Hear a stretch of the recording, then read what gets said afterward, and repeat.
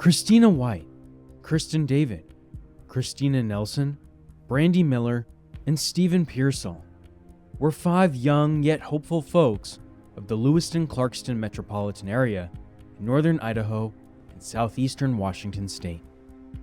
Their love for the arts and general sense of innocence were cut short by a series of unsolved murders and disappearances between 1979 and 1982, ensuring the close-knit community of Asotin County would never be the same. For the evidence room, this is an examination of those deaths and disappearances in the Lewis-Clark Valley 5 near Lewiston, Idaho, and the unsettling connections they all share together within their once sleepy-turned-suspicious safe havens.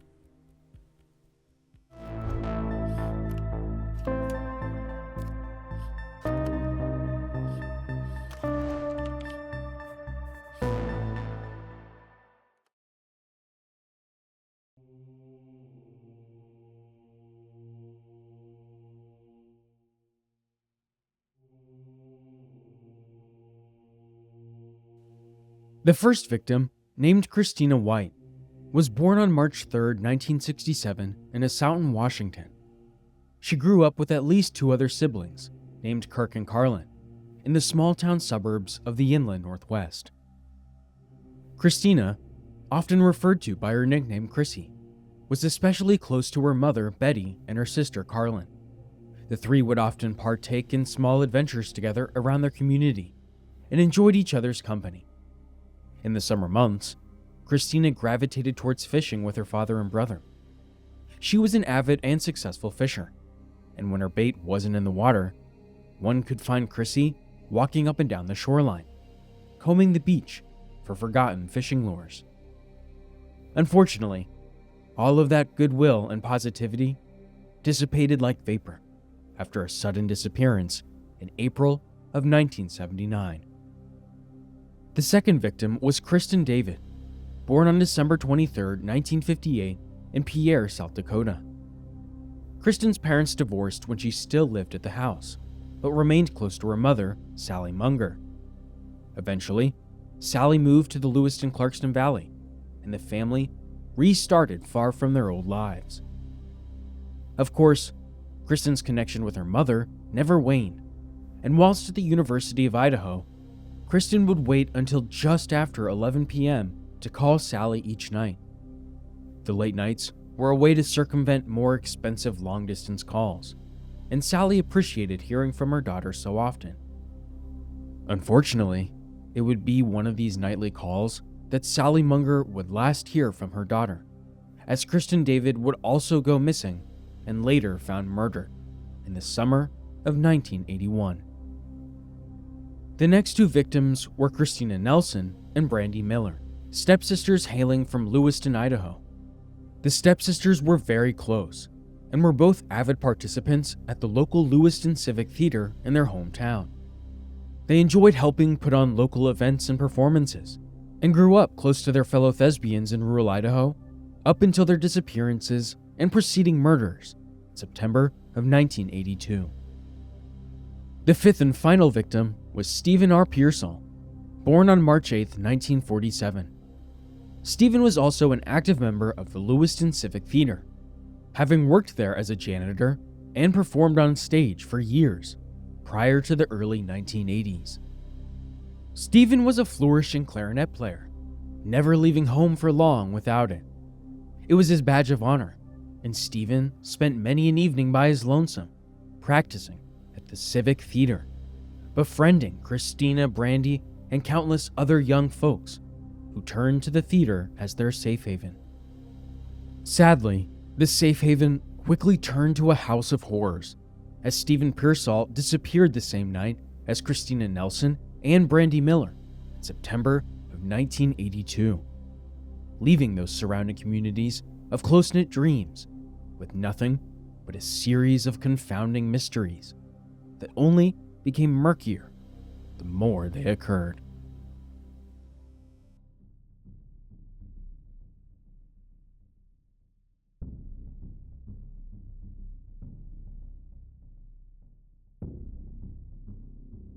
On the morning of April 28, 1979, Christina Lee White attends a local parade near her hometown of Asotin, Washington, with her mom and sister. After a couple of hours, the parade festivities end. Christina tells her mother that she is going to hang out with her friend on the other side of town. Betty White, Christina's mother, gives her daughter the okay only on the condition that Christina calls her later that afternoon. With Christina's bike in her possession, the trio drops Chrissy off at her friend's house and drives away with the lasting image of the 12-year-old girl standing on the front porch. This would be the last confirmed sighting of Christina White. A few hours later, Betty receives a phone call from Chrissy, who informs her mother she isn't feeling the best, but isn't sure how to get home in her condition. Christina was known for her struggles with heat exhaustion and hadn't properly hydrated after spending the day outside and under the sun. While on that final phone call, Betty tells her daughter to lay down with a cool towel on her head and to wait to ride home on her bike until she was feeling better. She knows with her other daughter, Carlin, needing care at the same time, it wouldn't be as easy as simply running back to the other side of town to pick her up. When Christina never returns home the evening of the 28th, the White family calls into the local sheriff's station to report her missing. A young deputy by the name of Tom Pryor, who had been on the job just 6 months before Christina vanished, is assigned the case. Deputy Pryor and company scour every nook and cranny throughout their small town, believing Christina was simply out riding her bike and enjoying a few extra hours of independence. In a town as remote as Asotin, they believed there was nowhere else for a 12-year-old girl to run off to. The following day, on April 29th, Christina's own father dispatched a helicopter service to fly over the Lewiston-Clarkston Valley and look for clues from above. Nothing is uncovered, however. Police then turn their attention to the folks who would have last seen Christina alive. They look into the boyfriend of Christina's friend's mom, who owned the house where she was last seen on the porch. The boyfriend says he wasn't home when Christina departed, but records indicate he missed work that day too. A few weeks go by, and little ground is made up in the search for Christina White. That is until a few loose school papers belonging to Christina are discovered on Flynn's farm, a plot of land on the outskirts of Asotin County. The owner of the ranch alerts law enforcement, and detectives arrive to investigate the scene.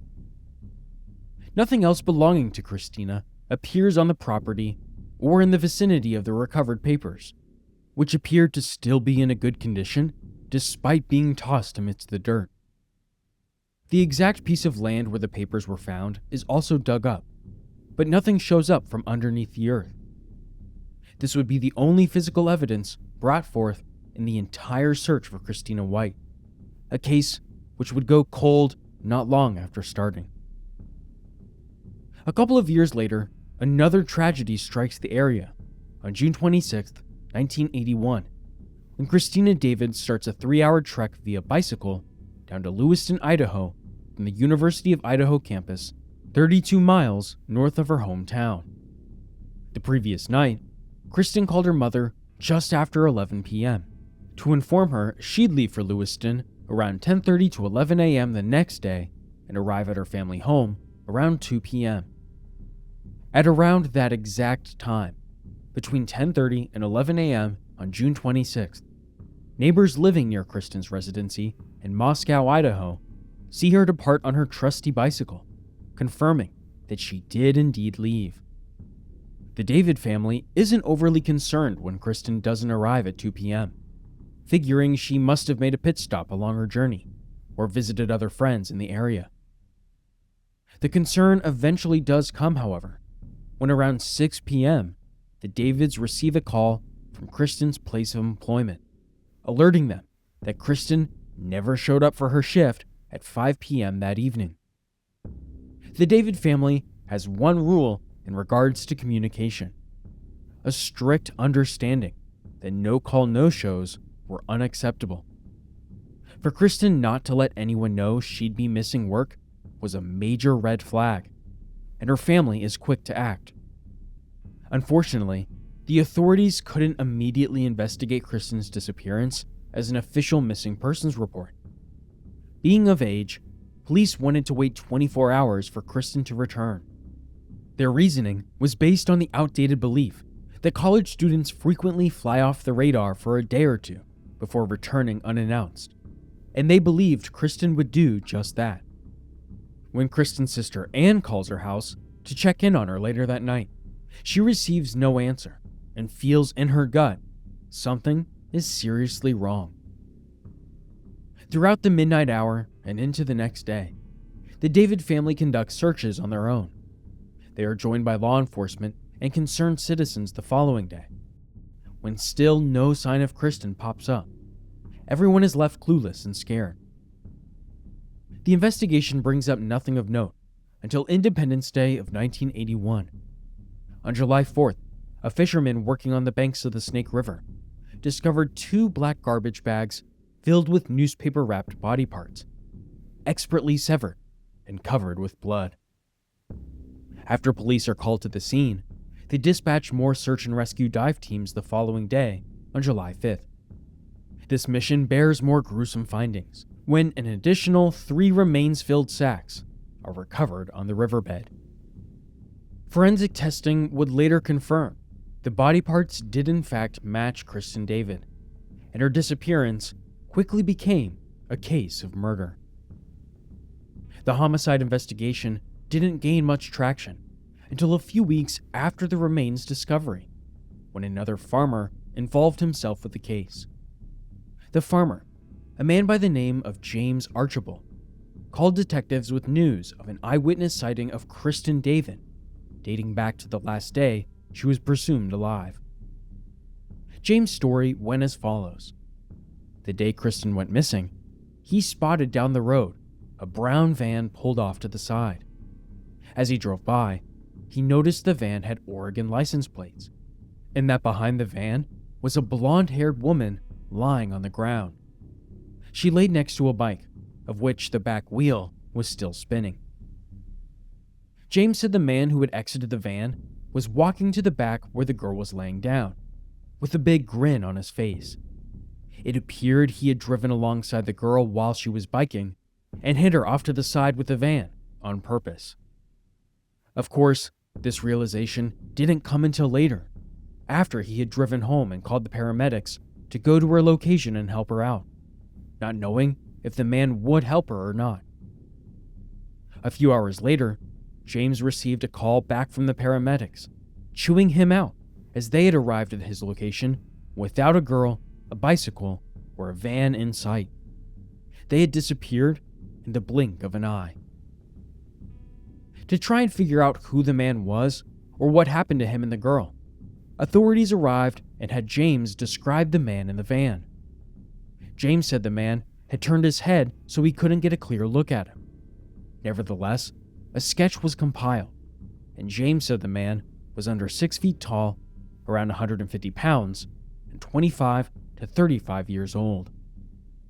Despite having a new suspect and sketch to boot, no new information is detected, and the man with the brown van is never tracked down.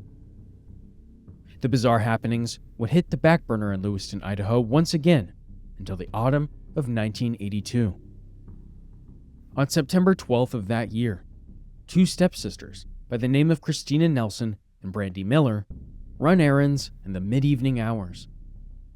Between 9 o'clock and 9:30 p.m., Brandy walks northbound to Christina's house, where the 2 girls meet before walking east towards the Safeway convenience store in downtown Lewiston.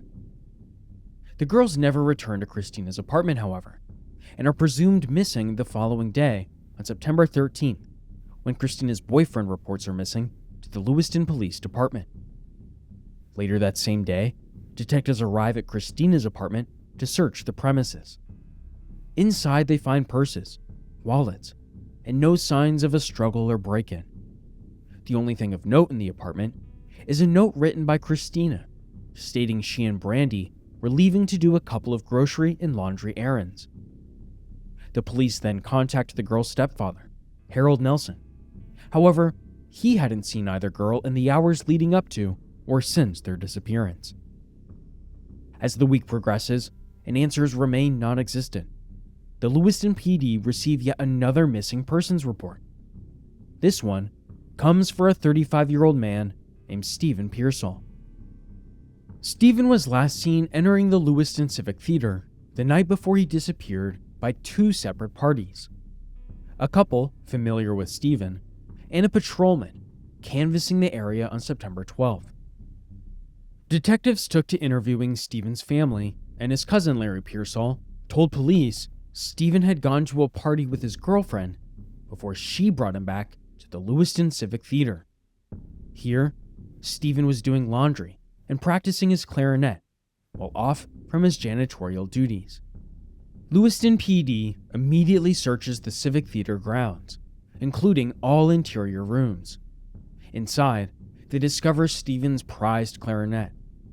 The instrument was so precious to Steven, his family tells police the clarinet would not have been left behind if Steven intentionally skipped town. Back at his apartment, law enforcement investigates thoroughly and finds uncashed checks, car keys, and everything else someone on the run might want to bring with them. As little progress is made on Steven or the two girls' cases, law enforcement can only circle Steven as the lone person of interest.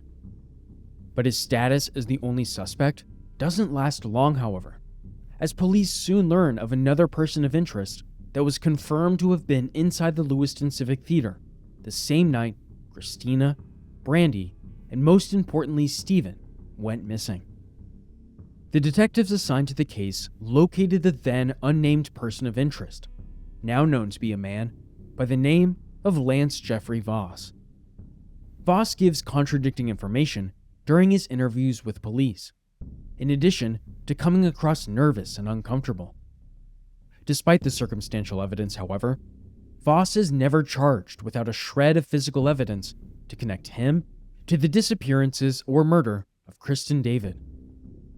All 5 cases remain cold into 1983, when an unidentified man who regularly drove through the extreme rural sections of Lewiston, Idaho, calls the county sheriff's office to report a very foul stench coming from the ditch on the side of the road. The stretch of road in question, just along the side of Route 220 South. The smell is described as decomposing flesh, and detectives quickly arrive on scene to inspect. In the ditch, they find an old refrigerator rusted shut. They are able to pry the door open, but find it empty, with nothing else in the surrounding area. Another year passes, and on March 19, 1984, 2 bodies are found in a remote, rural area near Kendrick, Idaho. The bodies are fairly deteriorated, but there are articles of clothing included in the discovery, as well as jewelry and lengths of a rope cord. The bodies are soon processed and are ruled to be the corpses of Christina Nelson and Brandy Miller. Christina's cause of death is ruled inconclusive. However, Brandy Miller's death is officially declared a murder. Unfortunately, nothing of Steven Pearsall's shows up, and he remains a cold disappearance. With yet another connection made between Kristina Nelson, Brandy Miller, and a person of interest, Lance Voss. Voss is brought back to interview with detectives, this time as an official murder suspect. Voss once again contradicts his previous statements and possible lies, but remains confident in his proclaimed innocence. A lack of physical evidence continues to be an issue, and Voss is released once more. In 1990, after 8 years since the last murder or disappearance in Lewiston, Idaho, the Christina White disappearance case by the county sheriff in Asotin, Washington, is reopened with the aid of the Lewiston PD. It is fully considered to be related to the other crimes that happened in the Lewiston-Clarkston Valley in 1981 and 1982, which are thought to be the works of one serial killer. In 2020, the FBI reactivated their interest in the Lewis-Clark Valley murders and returned to the evidence in storage. The project revealed a few hair slides and newspapers used to wrap the remains of Kristin David. The hope is modern DNA technology can use these samples to uncover more clues in at least one of the murder cases. While all 5 cases remain just as cold as they were 40 years ago, detectives believe both Christina White and Steven Pearsall are presently deceased, and that their fates were determined by the same person who killed Christina Nelson, Brandy Miller, and most likely Kristin David as well.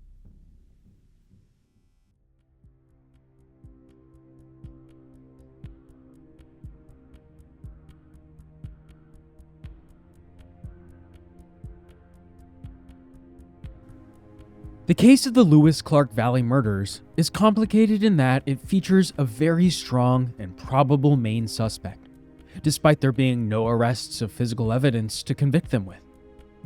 What we do have are lengthy conversations recorded by police in which the detectives interrogated Lance Jeffrey Voss, person of interest number 1. These tapes include a few contradicting statements and an overall message that we feel play a critical role in maintaining Voss as our prime suspect. The first clip in question was in regards to Voss's activity the night of September 12, 1982, when he was supposedly at the theater the same time as Steven Pearsall, despite claiming otherwise. Anything you say can or will be used against you in court of law. You have a right to talk to a lawyer. You understand these rights as I have explained them to you.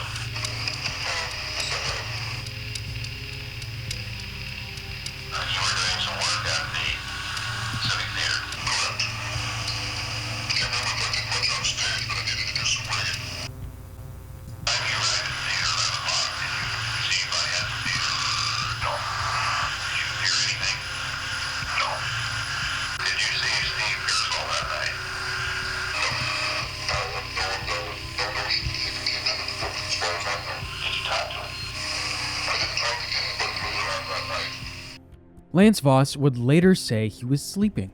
However, the place where he said he was sleeping would have made it incredibly difficult for Steve to have come in through the back door and turn on a light without disturbing a sleeping person right across from him, let alone do his laundry and play his clarinet without creating noise. A second interview was also conducted in March of 1984, when more remains were uncovered by law enforcement.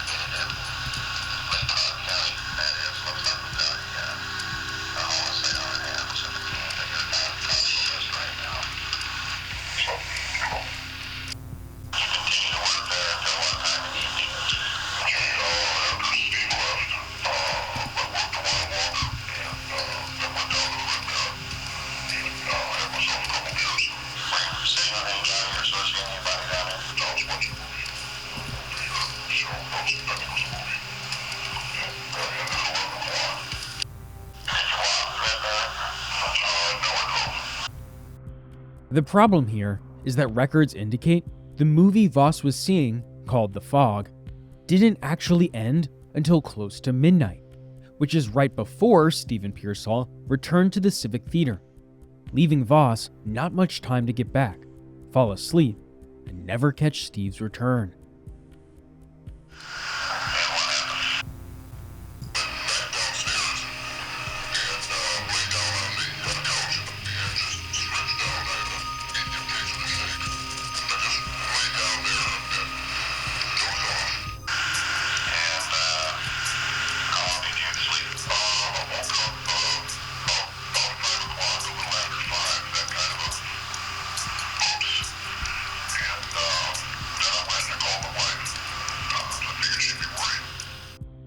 Police didn't buy this, as the wife had claimed Voss never slept at the theater late into the night. Then, Voss says he turned around and returned to the Civic Theater that morning, when he supposedly realized his wife wouldn't be home and he should just go back to work.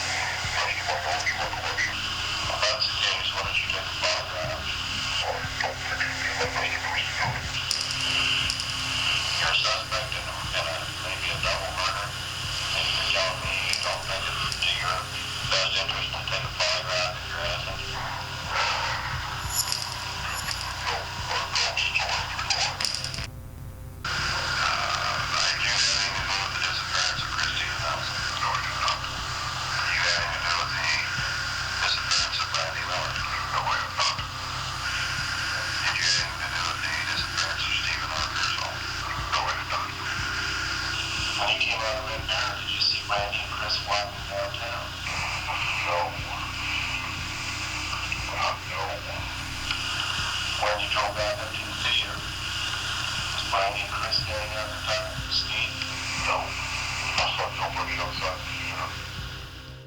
However, when detectives later traced the paths of both Kristina and Brandy and the path of Lance Jeffrey Voss, it lined up that when the girls were walking to Safeway, they would have crossed paths with the Red Baron, where Voss was located at the time.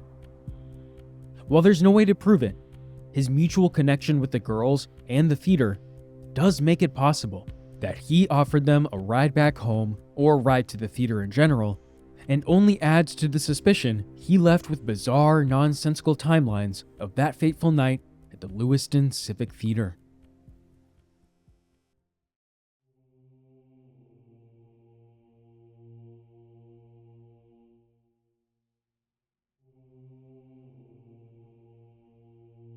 There are plenty of theories revolving around the 5 victims of the Lewis-Clark Valley murders, but it would be incredulous not to first and foremost focus on the prime suspect previously mentioned.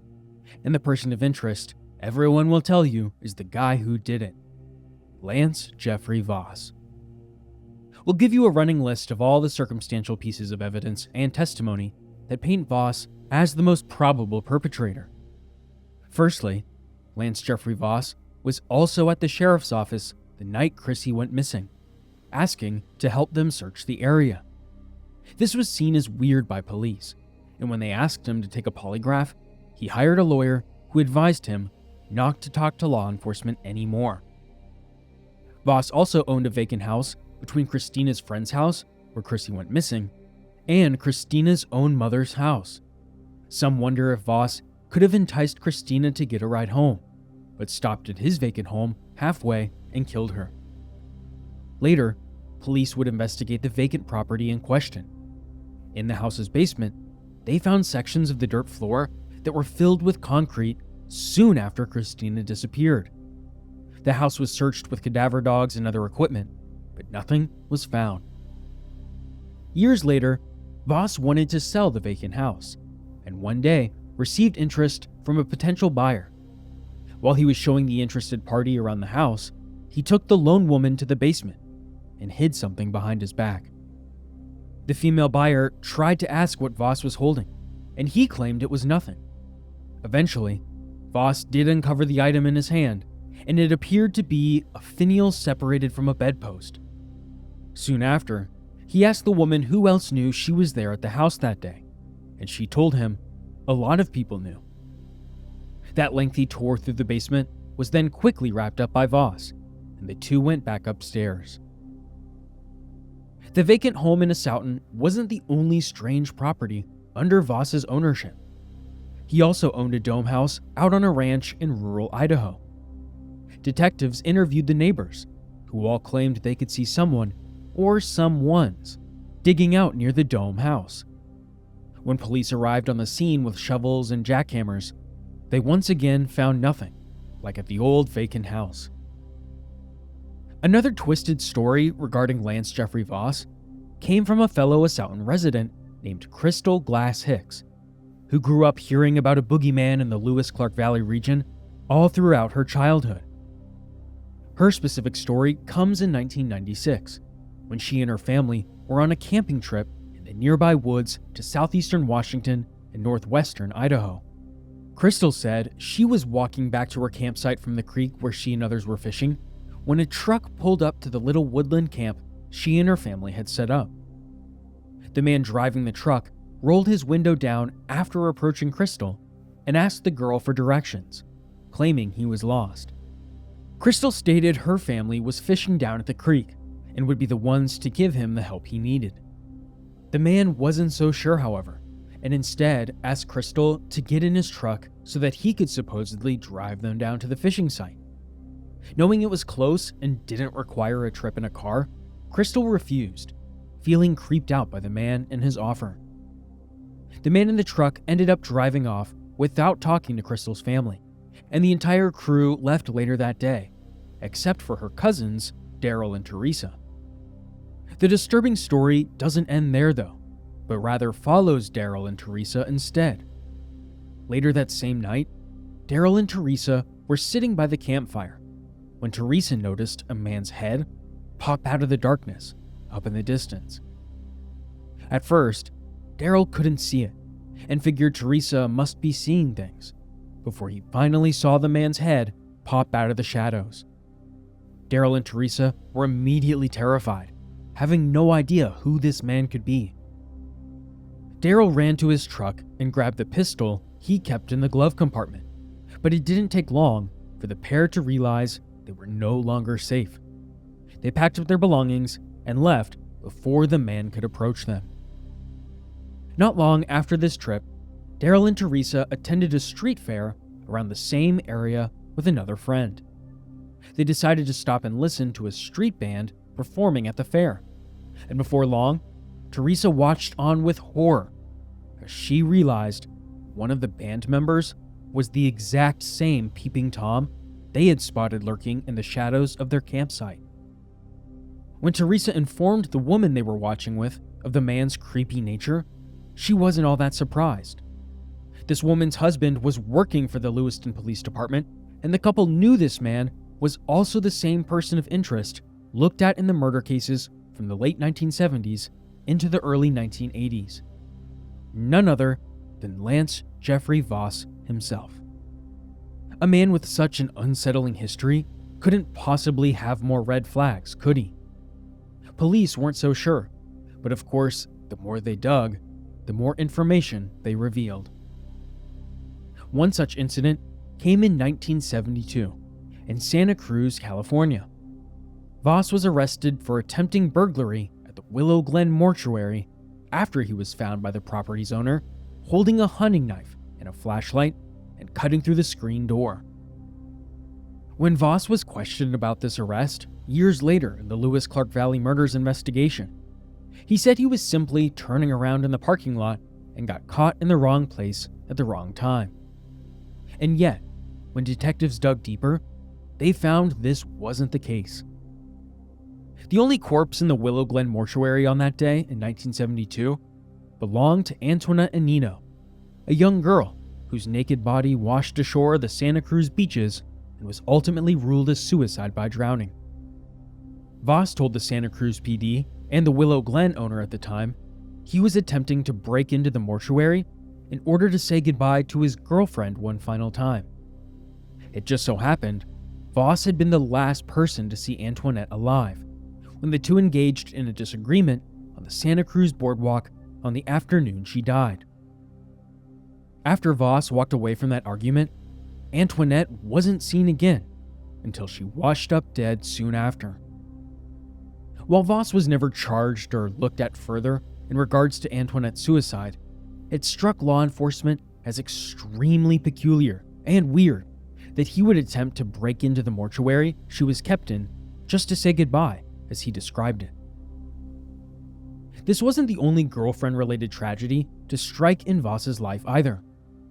15 years later, after the disappearance and murders of the Lewis-Clark Valley Five, Voss sparked a relationship with a woman named Claudette Volvia in 1987. Claudette was working at the Lewiston Civic Theater and performed in many of the same shows alongside Lance Jeffrey Voss. At first, Claudette was disgusted by Voss and didn't like being in his presence, but over time, she warmed up to him and the script was eventually flipped. Before too long, Claudette and Voss entered a relationship. However, the rest of their cast members and fellow theater personnel never truly knew it was official. That is until later that year, when Claudette's lifeless body was discovered by none other than Lance Jeffrey Voss, soon after she committed suicide. Again, there was never a criminal investigation or inquiry into Voss's relationship with Claudette, as the coroner's ruling confirmed Claudette's death as a suicide. Yet it did make many of the fellow theatergoers a tad suspicious, as they had all been operating under the same belief Claudette was never a fan of Voss's. At the end of the day, all of these stories are circumstantial at best, regardless of how bizarre or incriminating they might seem. Nevertheless, Lance Jeffrey Voss remains the best suspect investigators have at the moment, despite the lack of physical evidence being procured. Voss personally knew 4 of the 5 victims, was most likely the last person to see the 2 people who were still missing in Christina White and Steven Pearsall, and comes with a lengthy history involving odd behavior that lines up with the odd behavior seen in other serial killer cases. We want to make it known, this is not an attempt to label Lance Jeffrey Voss as a serial killer or a confirmed killer in the Lewis-Clark Valley murders. Rather, we want to emphasize his connections to the case and highlight him as the number 1 person of interest, just like those who have covered the case before us. There's also the fact of the matter that there really aren't too many other credible theories when searching for the perfect suspect. Early on in the investigation, sometime in 1984, infamous serial killer Otis Toole had reportedly implicated himself in the murder of Kristin David when interviewed by the Idaho State Police. Toole is actually the ISP's strongest suspect until they realized there were 2 other confessions by 2 separate parties. The ISP's theory was all but ruled out when a Lewiston police detective revealed in 2009 that he had personally interrogated Toole as well and ruled him out as a suspect by then. Others believe that Steven Pearsall, one of the victims himself, is responsible for at least the deaths of Christina Nelson and Brandy Miller. These theories point to Steven's absence, which some believe was more suspicious than it was tragic. Law enforcement also hasn't been able to rule out Steven as a suspect, which will unfortunately remain true until he returns home or is found dead, as unlikely as that is. While Steven Pearsall isn't totally removed as a suspect, all signs point towards his innocence. If Steven killed those 2 girls and ran away in the aftermath, he did so without any of his personal belongings, including the one thing he never went anywhere without, his clarinet. Sure, Steven could have left everything behind as to fool police, but Steven also had no motive and no prior criminal history.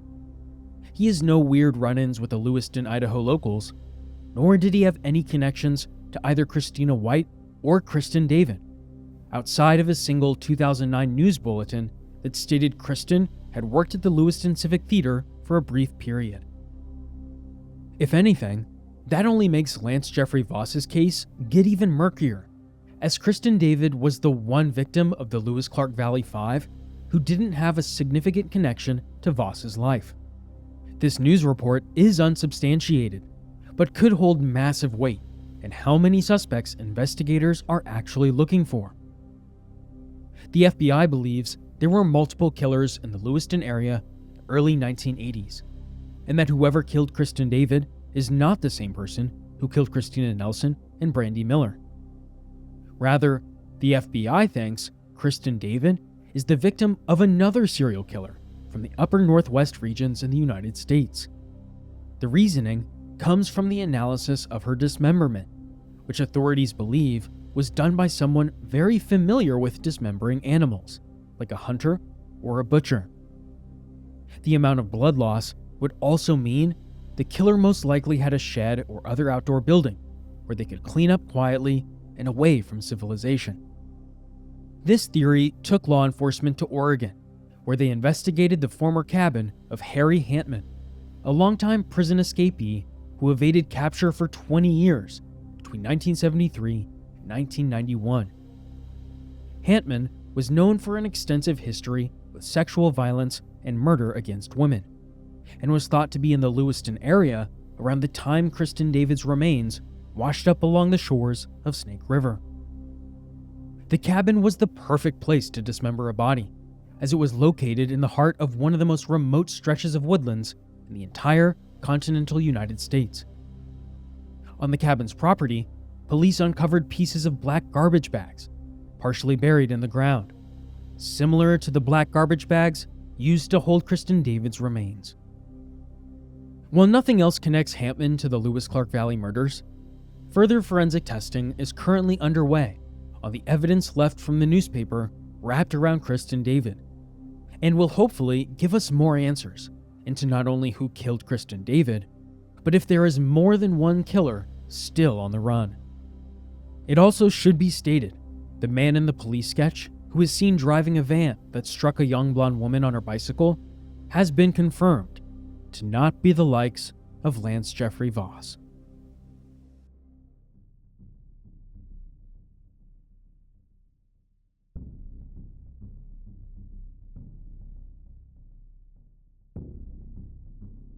It doesn't take too much work after reading the stories and insight from the people directly involved with the Lewis-Clark Valley to come up with a sound conclusion. Knowing the suspects at large and the most viable scenarios presented by both police and amateur investigators alike, we believe Lance Jeffrey Voss is responsible for at least 4 of the 5 victims in this case. We acknowledge coincidences do occur in major criminal cases such as this one. However, we also believe the coincidences here are too much to write off as happenstance.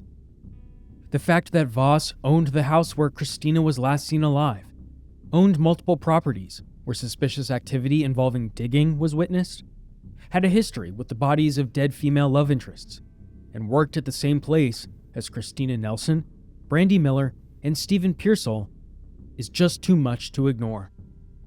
Not to mention Voss's other uncomfortable behavior and false explanations he gave to police in regards to his past. While we can't say for absolute certain Voss is responsible for Kristin David's murder, we believe there's a chance she was his 5th victim, especially if it's true that she worked at the Civic Theater the same time Voss did. It is our hope that enough physical evidence is brought forth in the coming years, and that the modernized DNA technology used to solve other major cold cases and unsolved serialized murders unlocks the key that will unlock more answers for the families and folks still fighting for answers. In the meantime, we want to honor the memories of Christina White, Kristin David, Christina Nelson, Brandy Miller, and Steven Pearsall. All of them were taken from this earth much too soon, and were all perfect examples of what youthful dreamers looked like. They were all bursting with potential, and most of them were passionate performers and thespians, all attempting to bring light into their little-known town of Lewiston, Idaho, and beyond. Kristin David was well on her way to becoming the next great broadcast journalist, and Christina White surely would have harnessed her love of nature into a longer career of taking care of life's most precious creatures. Steven Pearsall might have just been a few more practices away from breaking it big with his clarinet skills. And sisters Christina Nelson and Brandy Miller were surely ripped of their chance to make a creative mark on their communities as well. The extreme tragedies and injustices in the Lewis-Clark Valley of northwest Idaho are too often ignored and shouldn't be left to sit frozen in the darkness for all of eternity.